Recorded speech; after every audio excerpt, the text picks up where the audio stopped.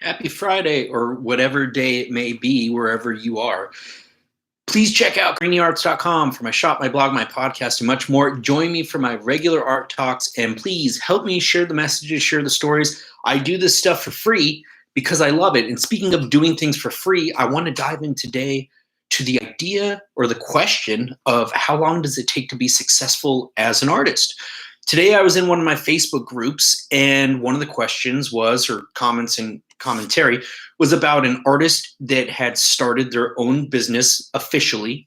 And they said that it's been about a month, and their question was, how long does it take to be successful or for things to really take off? And I cringed only because I have been on the roller coaster for a long time. And so I can only share my experiences, but I wanted to share my experiences with you about success and time as it pertains to being an artist. Now, if we look at art history, there are a number of artists, some of the greatest artists of all time, that were never really deemed to be successful during their lifetimes, monetarily or perhaps otherwise. And the common joke that I hear, that I got poked and prodded with throughout my life, was, oh, you're going to be worth so much when you're dead, which is really kind of a crappy thing to hear. But if you're an artist, chances are you've heard the joke before. And so sometimes you have to learn to let that roll off your back. But it is unfortunate that more artists don't see success during their time while they're alive, while they can still contribute and have a dialogue and give back in certain ways. Why do they have to be gone to be valued? But I digress a little bit, and I want to focus more now on my specific journey of art as a business and finding success as a business. Now, success, I think we need to back up and look at the term success. Now, what does success mean to you? Does it mean that you're able to do what you want to do? Does it mean that you're able to break even and cover all your supplies while you hold another job? Does success for you mean being $15,000 in the positive, or $30,000 in the positive, or $100,000 in the positive, or maybe $1 million? What does success mean to you? Now, that's something that I really had to reevaluate throughout my career, because I think, like this person, had a certain idea of success in my earlier years. Now, when I got out of college, I thought, oh, I want to work with galleries. And once I get into a gallery, they'll be able to sell my work and it'll be done. And so we see success as this benchmark, as this point that we need to reach. We see it as a destination rather than a journey. And so when I talk to other artists and when I try to educate, I try to talk about the idea of success and artistry being a journey of finding yourself. And there are going to be ups and there are going to be downs. So even though I would consider myself to be successful as an artist, others might say, oh, no, you're not successful. So success is in the eye of the beholder. So I guess I would have to go back and ask this person what they would consider to be success in their case. Now, I think that with the way the question or the statement was articulated, that they were referring to monetary success, financial success. And one of the things that I've learned is that that can be very deceptive for a number of reasons. Now, there were times in my life where I had a lot of business coming in. There were periods in my life, days, weeks, even months, even a year or two, where I thought, oh my God, I'm going to be a millionaire. Things are going great. Then there were other periods where, after this period of great abundance, where I thought to myself, oh my God, I wonder if I can use that canvas as a tarp to cover myself as I'm sleeping outside with my 3 cats. Now, I had to then take a step back and look at the decisions that I had made and my journey as an artist, and make me. One of the biggest obstacles that I found was that at times, dealing with abundance, I thought, hey, I want to be really big. And so I was doing a lot of shows. Back around 2016, what I considered to be the blue chip events, a lot of the major art fairs and festivals. And I'm not talking about the street festivals and fairs. I'm talking about the high-end 4-day interior art shows where a booth might cost $5,000, $10,000, $15,000.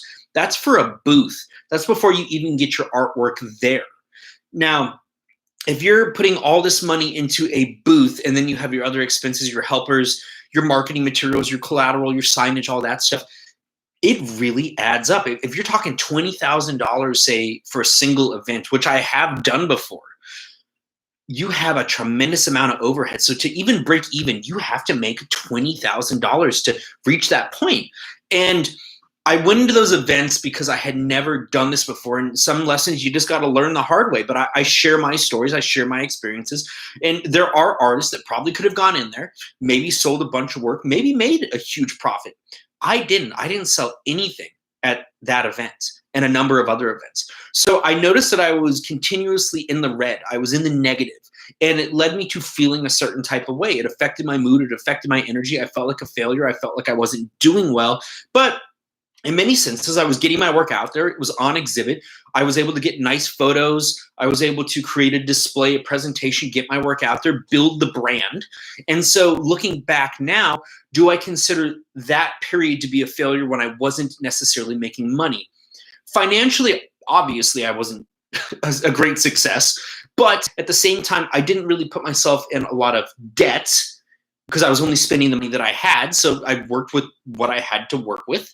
And I was able to look at the big picture, the fact that I was building a brand, I was building the future, and that 5 years from now, 10 years from now, looking back to that time, that people might remember me from that show. Maybe people would buy from me later on. So I had to look at that, but I also had to look at how it was affecting my mood and the fact that I was in some ways feeling like I was a failure, like I was not doing well.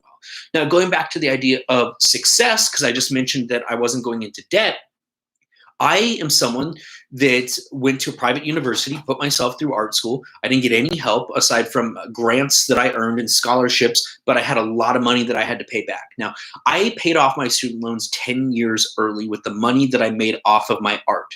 And if I can't check off a box saying that I'm successful as an artist because of that, then I don't know what would qualify or quantify as success, because I think that that is one of the coolest things that I will ever be able to say in my life, was paying off the student loans 10 years early from the money I made off my art. Because there's a lot of people that into their 40s and beyond are still paying off their student loans. Now, for me to do it 10 years early with the money I made off my art, something that people told me I'd never make any money off of, I consider that to be a great achievement, a great success. And what that did was that bought me my freedom and the ability to take chances on things like that art fairs, because I was only spending money that I had to work with at that time.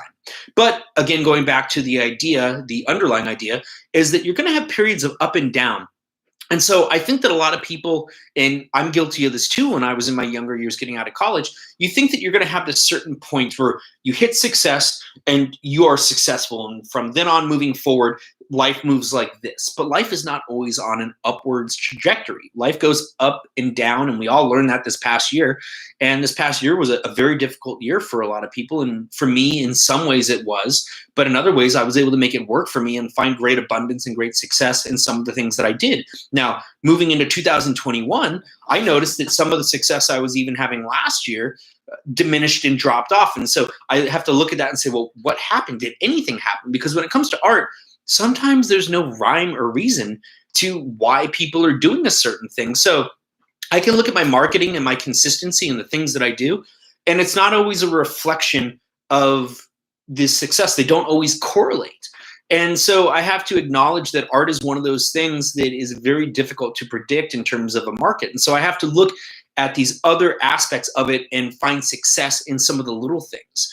And sometimes it's about just holding on and building sustainability. Now, I'm somebody that likes homeostasis and consistency, and I like to know that I have myself covered. And a long time, for a very long time, the thing that was holding me back was the thing that I thought was going to make things possible for me, and that is holding a job. But holding that job, that illusion of security, was actually the thing that was preventing me from really having success and moving forward.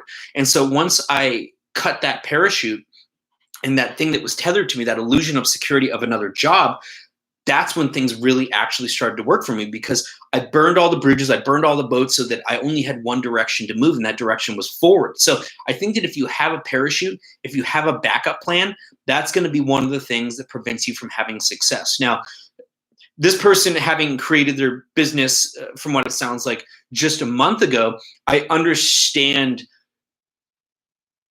having that in your head, that idea of, oh my gosh, I have to make this. How long is this going to take? When is it going to turn over and be profitable? When is it going to work? And the truth is that there's not a clear answer to that. And to expect it within a month, I'm not going to say it's impossible. There are people that can stumble right into success. But I say stumble because I think that for most people, it takes a lot of time. Sometimes it takes a lifetime.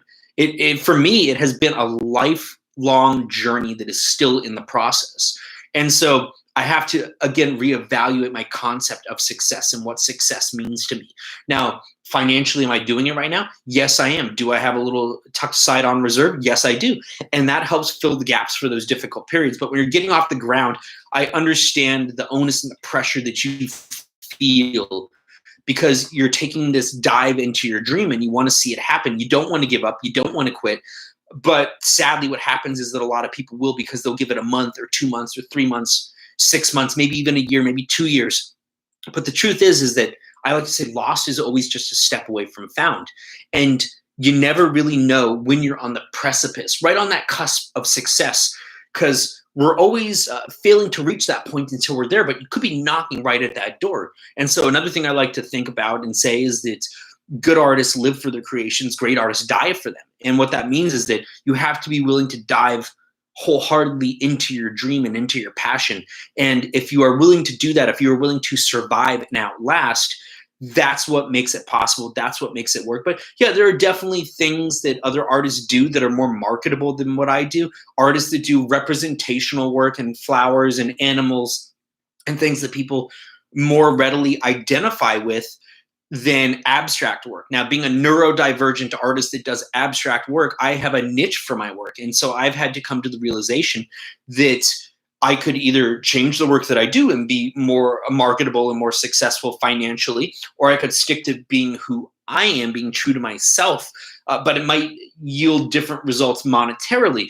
And that choice was ultimately up to me, but I have that knowledge and that awareness. So I do sometimes bend a little bit without breaking who I am. So I still stay true to myself, but sometimes I am a little bit more flexible than perhaps I used to be. And you have to open yourself up to doing different things and diversifying from doing commissions to doing shows and festivals to perhaps having apparel and a brand strategy. And those are the things that really started to make it work for me, was opening up my online shop, my e-commerce shop. Now, I don't work with galleries as much as I used to. I would love to still work with galleries because I think that they have great opportunities.